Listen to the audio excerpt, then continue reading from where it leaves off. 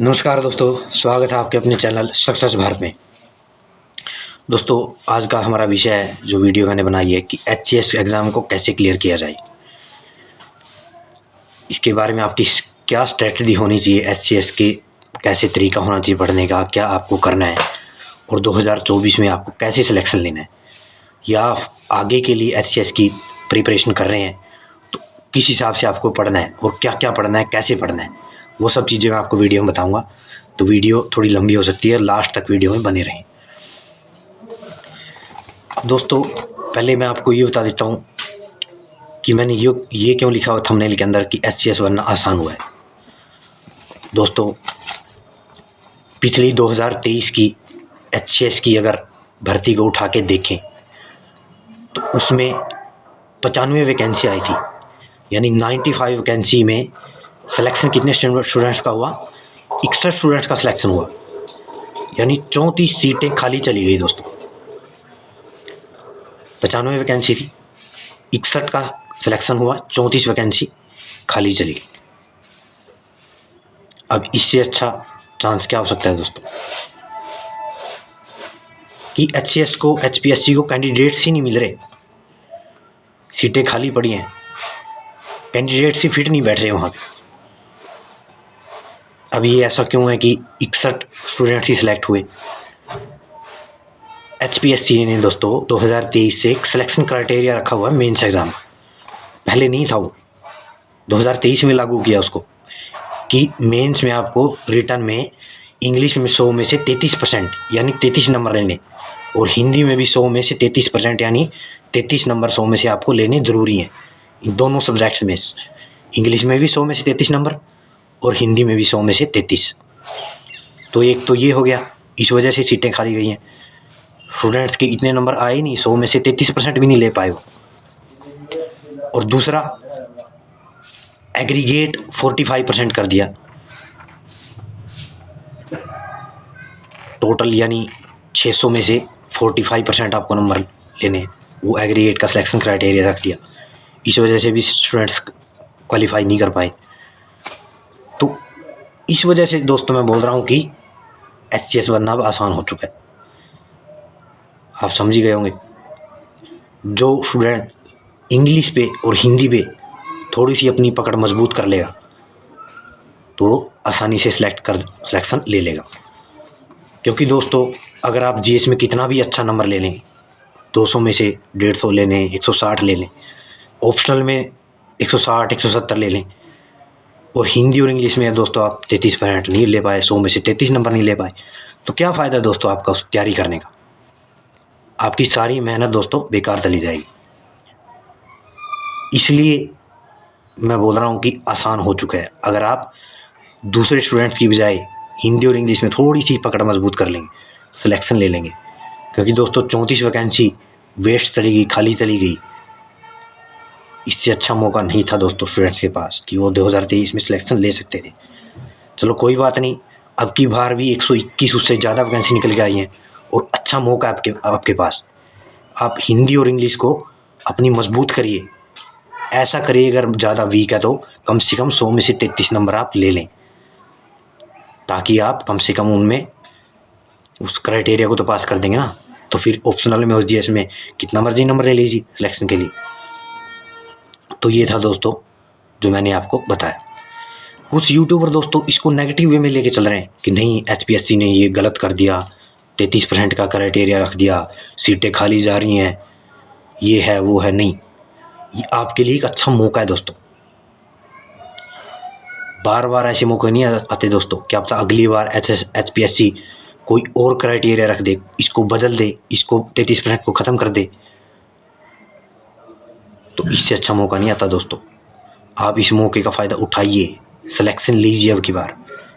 मेरा दोस्तों मैं बता देता हूँ, अगर मेरा तो ऑप्शनल सब्जेक्ट ही नहीं है इसके अंदर, जो मैंने ग्रेजुएशन में किया था, अगर वो होता तो मैं पक्का दोस्तों इस एग्ज़ाम को क्लियर करता और सिलेक्शन लेके दिखाता हूँ आपको। बाकी जो स्टूडेंट्स होते हैं जिनके पास ग्रेजुएशन के अंदर हिस्ट्री, जियोग्राफी, पॉलिटिक्स, ये सब्जेक्ट होते हैं इस टाइप के, उनकी ऑप्शनल में भी कमांड होती है अच्छी, और वो इसको आसानी से क्लियर कर सकते हैं अगर हिंदी और इंग्लिश पे थोड़ा ध्यान दे लेंगे। मैं इसीलिए हिंदी और इंग्लिश के बारे में बार बार इस वीडियो में बता रहा हूँ आपको। तो ये नेगेटिविटी से दोस्तों बचना है कि जो यूट्यूबर फैला देते हैं कि नहीं 33% का क्राइटेरिया गलत है, ठीक नहीं है। ये अच्छा मौका है दोस्तों, ये आप मौका मान के चलिए। तो ये है इसका जो मैंने आपको थोड़ा बताया। अभी मैं थोड़ा ओवरव्यू बता देता हूँ आपको। ये तो प्री का जो 11 फरवरी को जो पेपर है अब की बार 2024 वाली वैकेंसी का, तो उसमें तो जीएस और सीसेट आता है 100 नंबर का। सीसेट क्वालिफाइंग होता है 33% और जीएस में आपको मैक्सिमम नंबर लेने होते हैं मेंस में जाने के लिए। तो जीएस वाले नंबर काउंट्स होंगे आपके। फिर जो मेंस आता है उसमें 100 नंबर का इंग्लिश विद इंग्लिश ऐसे, हिंदी 100 नंबर का विद हिंदी ऐसे, 200 नंबर का जीएस रिटर्न और 200 नंबर का ऑप्शनल रिटर्न, यानी हिंदी, इंग्लिश, जीएस और ऑप्शनल, ये चारों सब्जेक्ट्स रिटर्न होंगे आपके। 200, 200, 400 और हिंदी इंग्लिश 200, 200 के 400, 200, 600, यानी 600 नंबर ये और 75 नंबर इंटरव्यू, यानी ओवरऑल जो मेरिट फाइनल आपकी बनेगी 675 में से आपकी मेरिट बनेगी फाइनल। तो ये थोड़ा सिलेक्शन क्राइटेरिया दोस्तों मैंने आपको बता दिया। अब मैं जो आपको थोड़ा आइडिया दे देता हूँ कि इंग्लिश में दोस्तों 100 में से 33 नंबर नहीं आ पा रहे बच्चों के। अब ये इतना मुश्किल ही है दोस्तों, कैसे देखो मैं आपको बताता हूँ। पिछला पेपर 2021 वाला अगर उठा कर देखें तो इंग्लिश में क्या क्या आया था। 20 नंबर का प्रिसाइज, यानी एक पैराग्राफ को दे दिया और उसको आपको शॉर्ट में लिखना होता है, मेन पॉइंट्स अच्छे से बना के। 20 नंबर का वो 20 नंबर का पैराग्राफ में से क्वेश्चन आंसर छाटने होते हैं। 30 नंबर का ऐसे होता है, निबंध लिखना, 5-6 टॉपिक दे देंगे और उस पर आपको इंग्लिश में ऐसे लिखना होता है, क्योंकि इंग्लिश का है और डिस्कशन है तो इसलिए इंग्लिश में ही अच्छे से ऐसे इसको लिखना होता है। 5-6 टॉपिक दे देंगे। 10 नंबर का फिलअप्स, यानी वर्ड दे देंगे और सेंटेंस में फिल करने हैं। 10 नंबर का सिनोनिम्स, 10 नंबर के करेक्ट एंड रीराइट सेंटेंस को करेक्ट करके लिखना होता है। तो अब दोस्तों देखिए, मान लिया आपके 33 नंबर भी नहीं आ पा रहे, आप कैसे इसको कर सकते हैं, कहाँ से आप नंबर आसानी से इसमें ले सकते हैं। ऐसे 30 नंबर का दोस्तों 30 नंबर कम नहीं होते।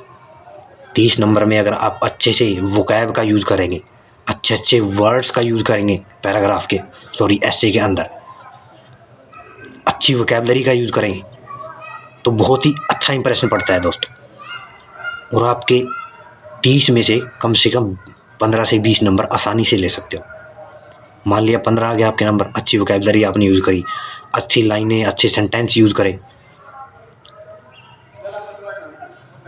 तो 15 नंबर आ जाते हैं। और 20 नंबर के पैराग्राफ में से क्वेश्चन आंसर छाटने होते हैं। 10 नंबर ये भी फ्री के होते हैं दोस्तों, क्वेश्चन आंसर आसानी से छाट सकते हैं अगर आप डेली प्रैक्टिस करेंगे इंग्लिश की। तो 15 और 10 25 हो गए दोस्तों। अब आपको बचे 10 नंबर लेने, तो आपके 35 हो जाएंगे।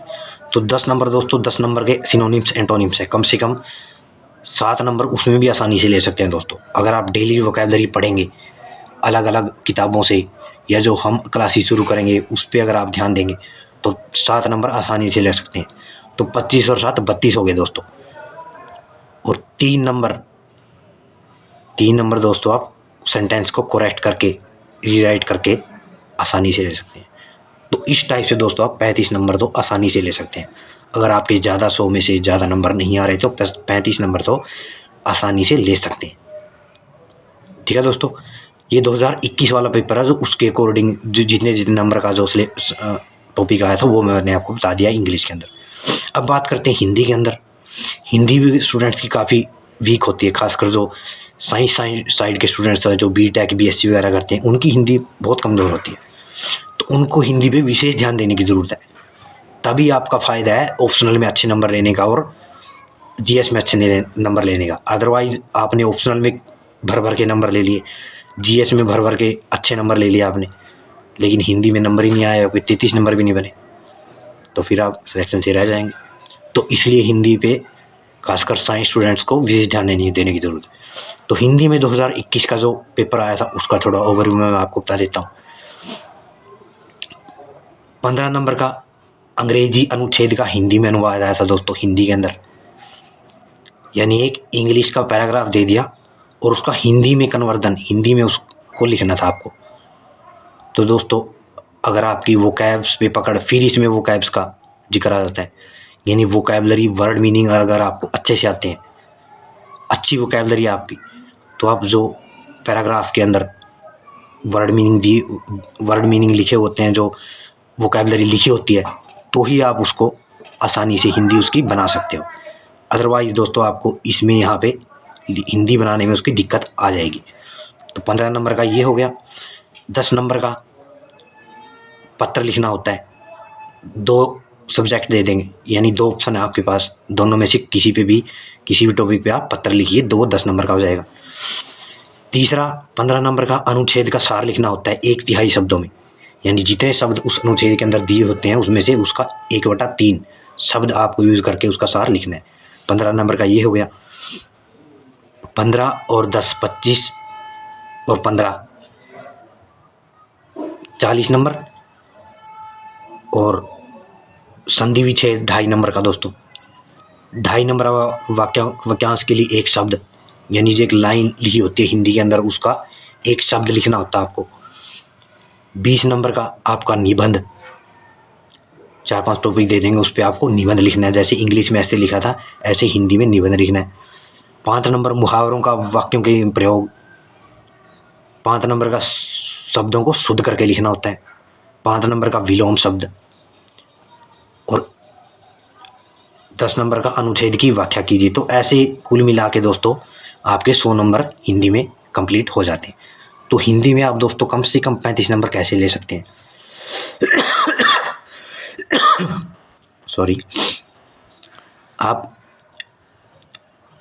अंग्रेजी का जो अनुच्छेद है उसको हिंदी में उसका वर्णन करके 15 में से कम 10 नंबर आसानी से ले सकते हैं। पत्र लिखने में 10 में से 5 नंबर आराम से ले सकते हैं। तो 15 अनुच्छेद का सार 5 नंबर उसमें से ले सकते हैं। 15 और 5 20। निबंध 20 में से कम 10 नंबर आसानी से ले सकते हैं आप। तो 20 और 10 30 हो जाते हैं। और बाकी मुहावरों का वाक्यों प्रयोग, वाक्यांश के लिए एक शब्द, विलोम, इसमें से 5 नंबर आसानी से ले सकते हैं दोस्तों। तो आपके 35 नंबर आ जाएंगे। तो इसके लिए दोस्तों आपको डेली हिंदी की प्रैक्टिस करनी पड़ेगी। निबंध लिख के देखना, मुहावरों का वाक्यों प्रयोग, इनकी तैयारी, संधि विच्छेद, पत्र लिख के देखना, अंग्रेजी अनुच्छेद का हिंदी में अनुवाद, ये चीज़ें आपको डेली की प्रैक्टिस करनी पड़ेगी दोस्तों। तभी जाके आपको वहाँ पे नंबर आपको मिलेंगे, क्योंकि इसमें रिटन में जितना अच्छा आप लिखेंगे उतना ही अच्छे नंबर आपको मिलेंगे। और अंग्रेजी में जैसे मैंने बताया, अंग्रेजी अनुच्छेद का हिंदी में अनुवाद, तो वोकैबलरी जितनी अच्छी होगी आपकी, तभी आप उसका हिंदी में अनुवाद कर सकते हैं। तो ये कुछ थोड़ी टिप्स मैंने दोस्तों आपको बताई कि कैसे आप इंग्लिश और हिंदी के अंदर कम से कम पासिंग मार्क्स ले सकते हैं, ताकि आपको क्वालिफाई करने में कोई दिक्कत ना आए। तो ये था दोस्तों इसके बारे में ओवरव्यू। बाकी दोस्तों इंटरव्यू का भी काफ़ी अच्छा एक वेटेज दिया हुआ 75 नंबर। वैसे इंटरव्यू के लिए क्या क्या तरीके होने चाहिए वो मैं अलग से वीडियो बनाऊंगा,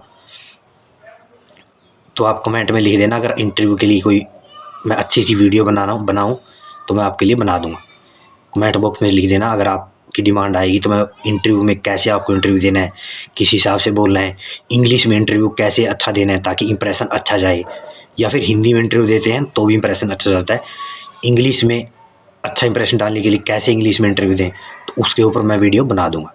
कमेंट बॉक्स में आप नीचे लिख देना। तो ये था दोस्तों अपना जो HCS का एग्ज़ाम है उसके बारे में मैंने थोड़ी आपको जानकारी दी कि कैसे उसको क्लियर कर सकते हैं और क्यों ये एक अच्छा मौका है आपके पास। बार बार ये मौके नहीं मिलेंगे दोस्तों, क्योंकि हरियाणा के इतिहास में पहली बार हुआ है कि HCS के अंदर 34 सीटें खाली गई हैं 2023 में। तो इससे अच्छा मौका और क्या हो सकता है दोस्तों। तो मैं बस यहीं पे अपनी वीडियो को ख़त्म करना चाहता हूँ दोस्तों। और वीडियो अगर अच्छा लगा हो दोस्तों एक लाइक कर देना, सब्सक्राइब कर देना और बेल आइकन को दबा देना, ताकि हर एक नोटिफिकेशन जो भी हम वीडियो बनाएं वो आप तक पहुंच जाए। और जल्द ही हम कंपटीशन के लिए क्लासेस लेके आ रहे हैं दोस्तों, स्पेशल इंग्लिश के लिए हम क्लासेस लेके आएंगे। तो चैनल को सब्सक्राइब कर देना। थैंक यू दोस्तों, जय हिंद, जय भारत।